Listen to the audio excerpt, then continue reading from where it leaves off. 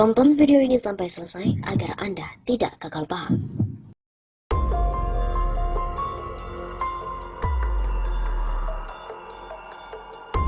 Bangsa ini terkepung masalah. Apes, itulah kata yang tepat untuk menggambarkan negeri plus 62 saat ini.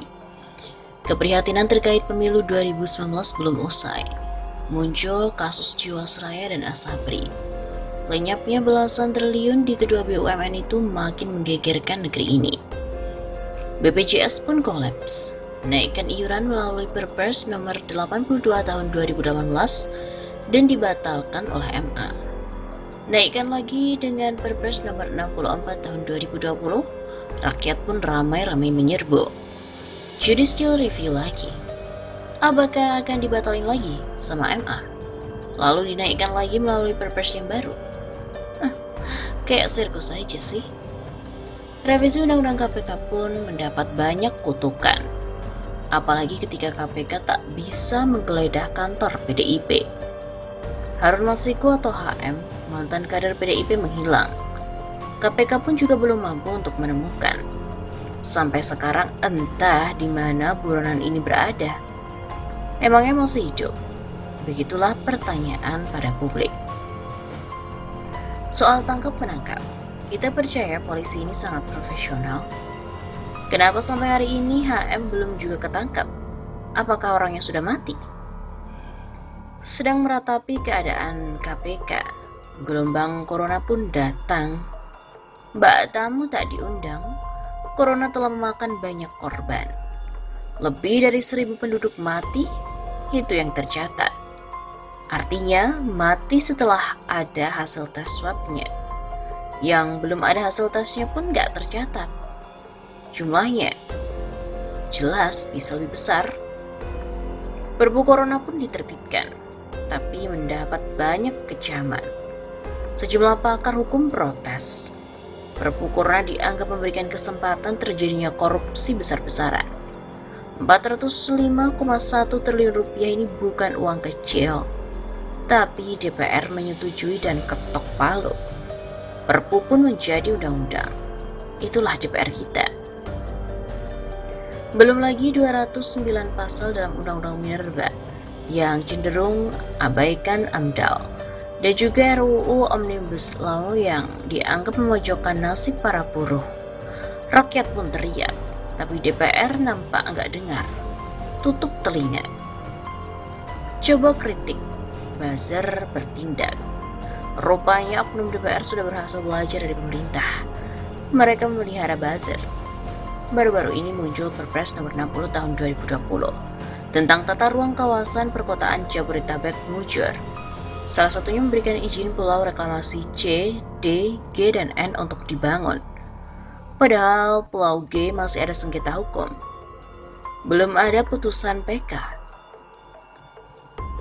Gubernur DKI pun lagi mau ajukan PK setelah gugatan di PT TUN ditolak.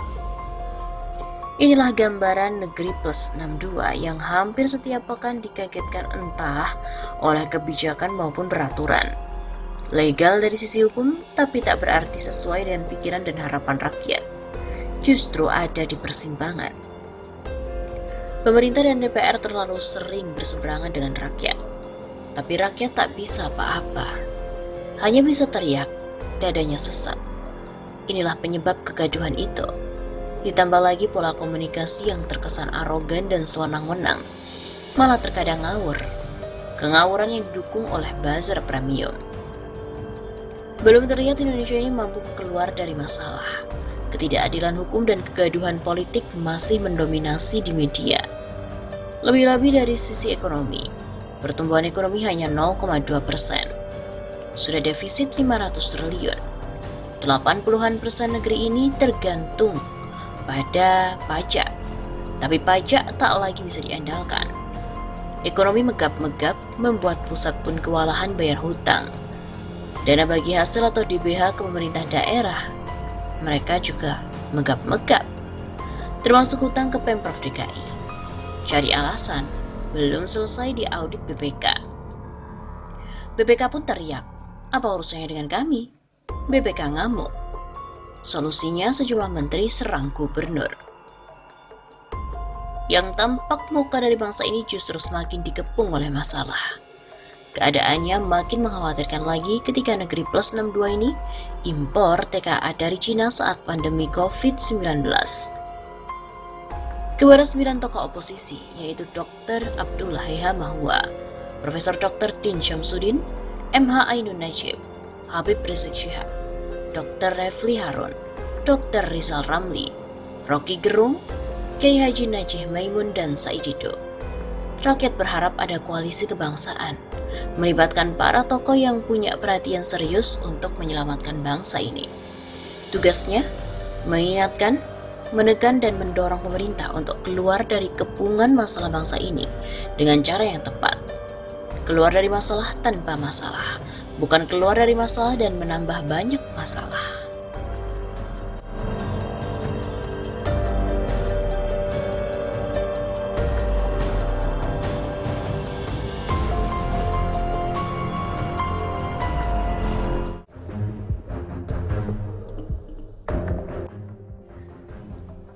Sembilan tokoh akhirnya pimpin oposisi. Di konstitusi kita, oposisi tidak dikenal. Namun oposisi sudah menjadi fakta politik. Rakyat familiar dengan istilah oposisi terutama pasca Pilpres 2019. Meski tak ada di konstitusi, oposisi bukan anak haram. Kehadirannya diperlukan sebagai check and balance, sparring partner penguasa, apalagi di tengah demokrasi dalam keadaan pesakitan.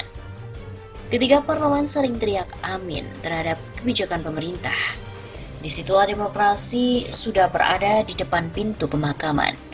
Fungsi kontrol terisolasi, dan tugas legislasi, syarat negosiasi, apalagi budgeting. Aku tahu yang kau mau. Sebagai pilar demokrasi keempat, pers telah mengingatkan, tapi ramai-ramai dibully, dikorek kesalahannya dan dicari aibnya. Najwa Shihab terpaksa jadi salah satu korbannya.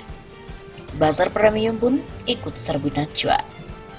Di sisi lain, parlemen juga nampak mesra dengan istana. Di antara kemesraan itu terlihat ketika mereka membahas Undang-Undang KPK, RUU Omnibus Law, dan Perpu COVID-19. Parlemen dan eksekutif terlihat khusyuk berjamaah. Keduanya tampak kompak, enak dilihat, bikin rakyat layar-layar lalu ngantuk dan tertidur.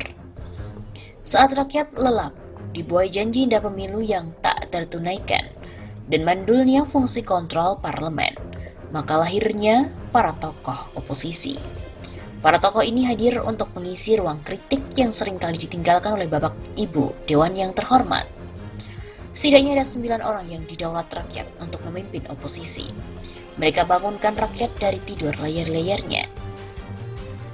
Para tokoh ini membawa kentongan dan berteriak, negara tidak aman dan terjadi banyak perampokan. Karena itu jangan tidur, ayo bangun. Begitu teriak para tokoh oposisi itu. Siapakah 9 orang itu? Pertama, Abdullah Heha Mahua.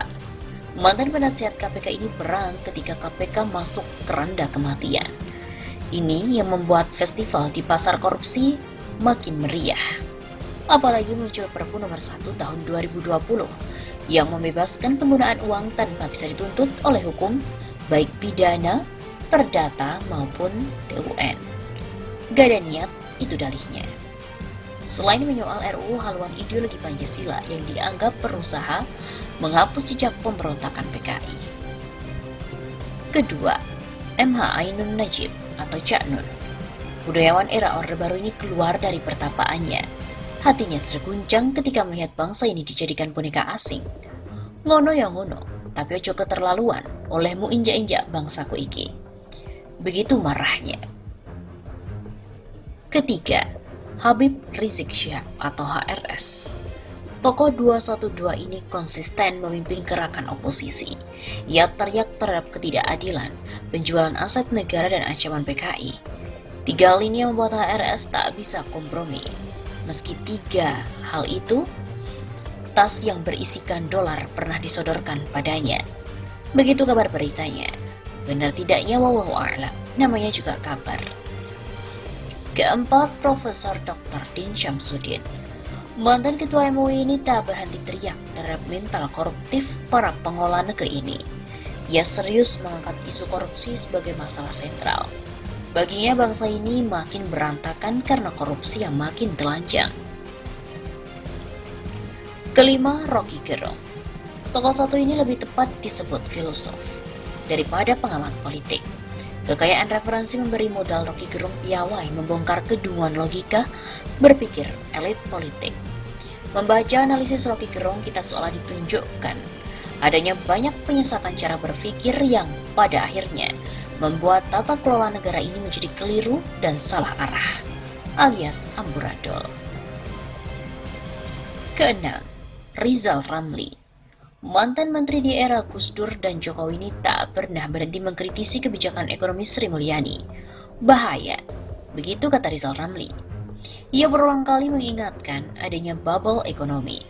Tampak bagus di luar, bobrok di dalam. Gagal bayar hutang, daya beli rakyat anjlok dan pendapatan petani menurun, akan mengancam krisis ekonomi di Indonesia. Ketujuh, Refli Harun. Pakar hukum tata negara ini telah mempertaruhkan jabatannya sebagai Komisaris Utama PT Pelindo I. Ini soal integritas. Jabatan dan gaji besar yang diberikan pemerintah tak mampu membendung idealismenya. Tokoh asal Palembang ini tak pernah berhenti menyuarakan berbagai manipulasi hukum untuk mengeruk kekayaan di negeri plus 62 ini. Risikonya ia pun dipecat, bahkan diancam akan dibongkar kesalahannya. Takutkah? Tidak, katanya. Punya nyali juga rupanya. Kedelapan, Said Didu. Tokoh satu ini sekarang lagi menghadapi proses hukum. Kritik pedasnya terkait nikmatnya proyek ternyata membuat marah si Opung. Said Didu emoh minta maaf dan dilaporkan ke polisi. Kritik kok suruh minta maaf ya? Kesembilan, Kiai Haji Najih Maimun Zubair. Kritiknya terhadap bahaya kebangkitan komunisme di Indonesia sangat tajam, baik dalam ceramah maupun berbagai tulisan. Putra Kiai Haji Maimun Zubair ini terus mengingatkan rakyat untuk tetap waspada atas potensi bangkitnya komunisme yang membahayakan bangsa ini ke depan. 9 tokoh ini yang secara konsisten mengobarkan semangat oposisi, mengisi ruang kritik dan kontrol yang sering ditinggalkan parlemen. Tanpa mengabaikan peran dan pengaruh tokoh-tokoh lain, identifikasi kepada 9 tokoh ini semata-mata karena mereka konsisten, berani, sangat tegas dan punya pengaruh yang cukup kuat kepada masyarakat. Dan mereka bukan partisan, dudu wong parpol. Jumlah ini akan terus bertambah jika keadaan bangsa ini semakin memburuk hukum dan demokrasinya, apalagi kalau semakin memburuk ekonominya.